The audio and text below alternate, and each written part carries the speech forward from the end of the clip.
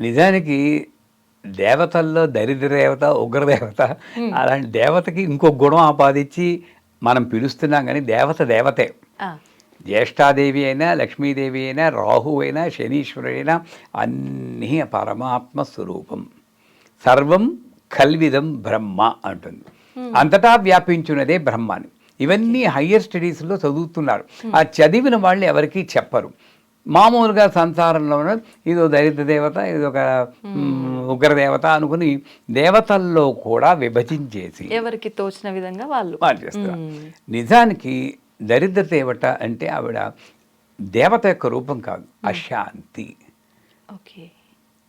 ఇది మనమే క్రియేట్ చేసుకుంటాం. ఆ, ఇప్పుడు ఒక ఇంట్లోకి వెళ్ళామనుకోండి, ఆ ఇంట్లో మనం ఉంటున్నప్పుడు మాట సౌమ్యంగా ఉండాలి. మాటకు కొన్ని లక్షణాలు ఉన్నాయి.